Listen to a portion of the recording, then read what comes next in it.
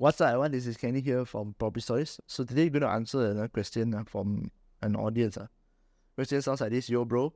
Let's say wife can get the loan on her own with her DSR and documentation. If add my name into the loan, even if my DSR bad, shouldn't be a problem, kan? So the question here is actually quite straightforward. Let me just rephrase the question. The audience is asking, the wife actually is alone, can borrow. Okay?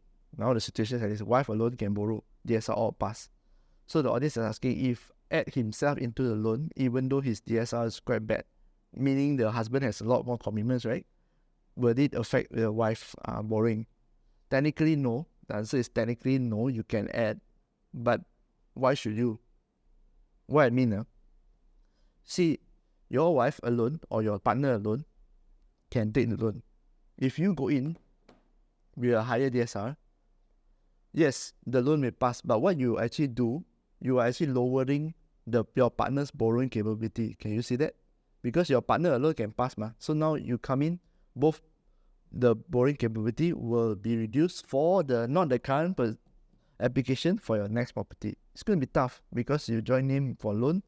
The secrets also can see. Remember, even though yes, it's divided by half, but you still can see.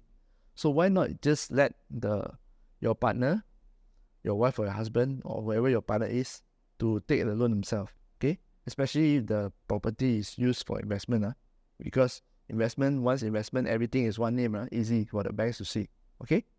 So to conclude, the answer is not, cannot. You can do it. I understand some people actually do this. They put both names together every time invest in property, everything, two names in the loan, two names on S&P, everything like that. There are some people like that, okay? But if you want to put, I would suggest not to, so you can borrow more, so your partner can borrow more, okay? Hope that answers the question. If you have any more questions, you can leave down in the comment, and do hit the subscribe button if you have not subscribed, okay? I'll see you again next video. Bye-bye.